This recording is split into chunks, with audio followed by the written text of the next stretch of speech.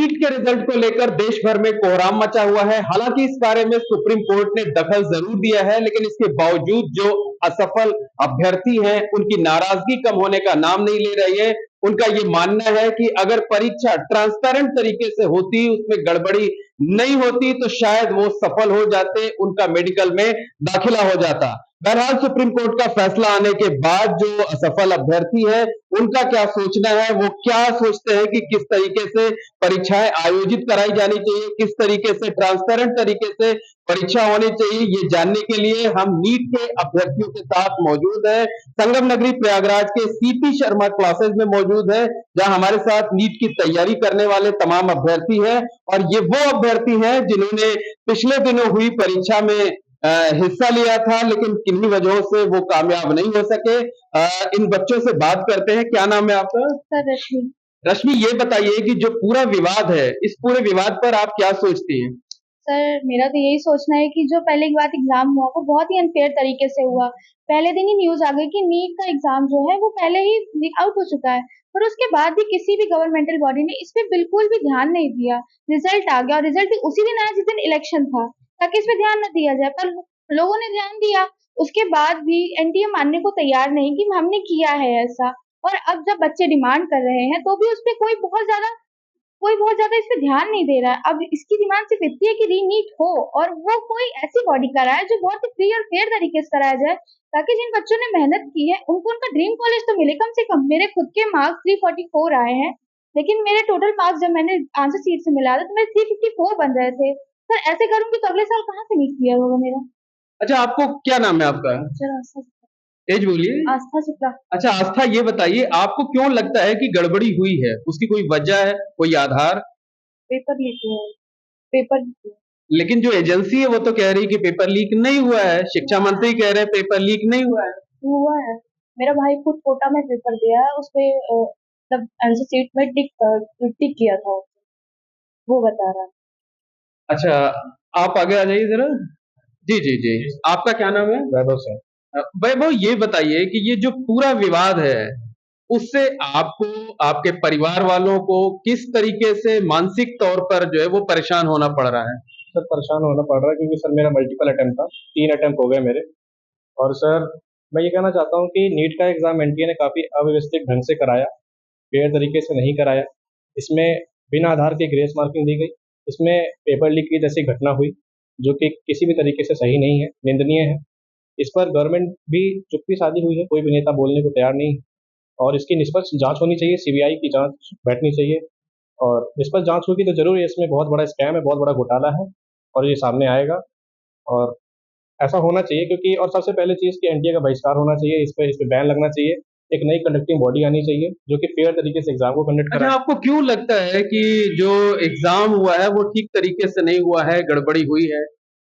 क्योंकि सर आप देखिए, पहले 610, 620 पे नंबर कॉलेज मिल जाता था, 20,000 रैंक होती थी, 15,000 रैंक होती थी। आज के समय पे 620 पर 60,000, 50,000 रैंक है, और 720 पर 67 बच्चे हैं, 67 बच्चे हैं, जहाँ पर 3 या 4 बच्चे होते थे। ये अचानक से कैसे इतिहास बदल गया सर? आप बताइए, 40 मार्क्स, 50 मार्क्स बहुत बड़ा मार्क्स होता है, इतना बड़ा कट ऑफ का गैप आ गया है, तो बिल्कुल पेपर लीक अच्छा, हुआ है। और लोग हैं, उनसे बात कर लेते हैं। आप थोड़ा पीछे आ जाइए, ऐसे आइए, ये फेस ऐसे कर लीजिए आप।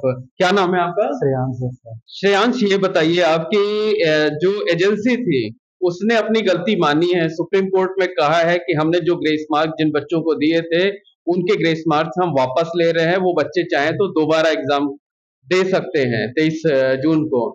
क्या लगता है कि अब वो गलती, वो कमी दूर हो जाएगी, या कि अभी भी पूरा जो परीक्षा है? बिल्कुल भी दूर नहीं होगा। पहली बात तो ये ग्रेड्स मार्क जिसका मिला है उसका तो एग्जाम करवा दे रहे हैं, बाकी जो पेपर लीक हुआ है, जिन बच्चों ने चीट किया है उनका क्या होगा? वो तो मतलब जो बच्चों ने फेयर तरीके से एग्जाम दिया है उनके साथ तो अनजस्टिस हो जाएगा। जो चीट करके, जिन्होंने चीट किया है वो तो निकल गए, बाकी ग्रेड्स मार्क वालों को रीनीट करवाने के बाद भी क्या फायदा होगा? आप ये बताइए। कोई पॉसिबिलिटीज नहीं दिख क्या रही। चाहते क्या हैं आप लोग? रीनीट सबका होना चाहिए, और सबसे मतलब पहले पूरी परीक्षा रद्द कर दिया जाए, इसे जी नए हाँ, सिरे से कराया जी जाए। हाँ, बिल्कुल नए सिरे से करवाया जाए, क्योंकि अगर ग्रेड्स वालों का करवाया जाएगा तो चीटिंग वाले बच्चे बच जाएंगे, और चीटिंग वाले बच्चे बच जाएंगे, लेकिन फिर सिर्फ 1500-1600 बच्चों का करवाया जा रहा है रीनीट। ज्यादा से ज्यादा कितना गैप होगा उसमें, क्या कहते हैं कि थोड़ा बहुत रैंक ही में। होगा। रैंक में कितना गैप होगा? ज्यादा से ज्यादा एक डेढ़ जरूरी नहीं कि नंबर सारे बच्चे री एग्जाम दें जो है, और भी बच्चे हैं उनसे बात कर लेते हैं। आप आगे आ जाइए थोड़ा। क्या नाम है आपका? पलक। पलक, ये बताइए आपकी अब क्या चाहते हैं आप लोग?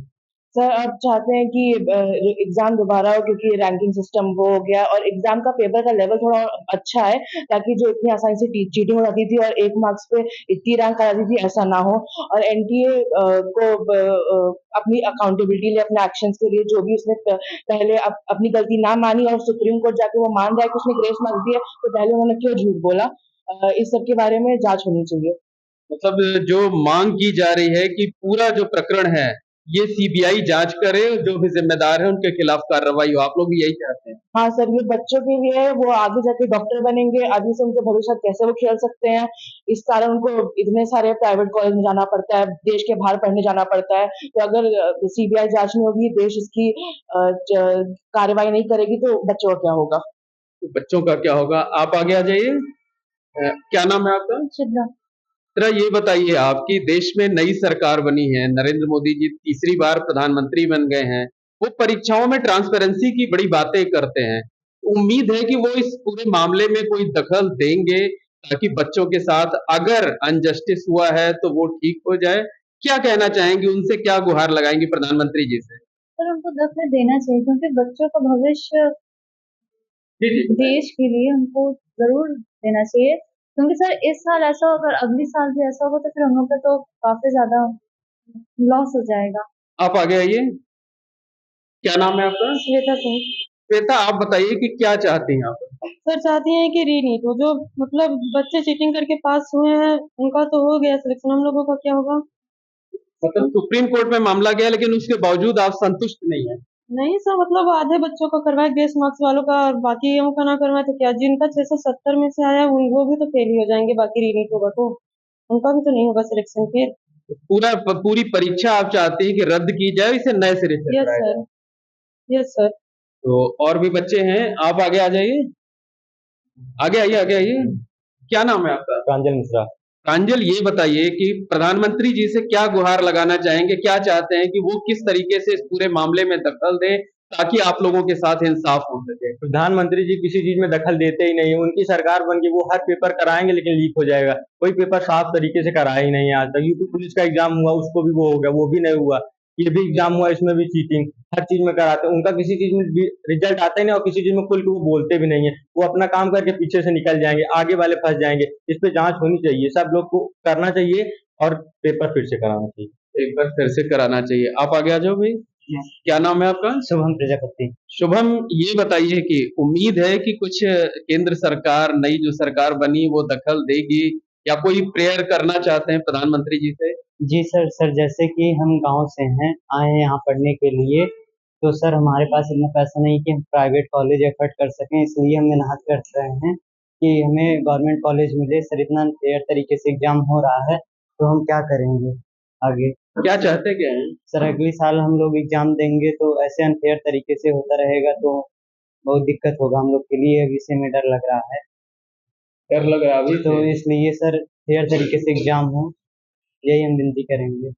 तो निश्चित तौर पर कहा जा सकता है कि जो असफल अभ्यर्थी हैं, उनका ये मानना है कि परीक्षा में गड़बड़ी हुई है, इसी वजह से इस साल इतना कोहराम मचा है, और ये अभ्यर्थी चाहते हैं कि पूरी परीक्षा को रद्द किया जाए, परीक्षा नए सिरे से दोबारा कराई जाए, और पूरे मामले की सीबीआई जांच कराई जाए।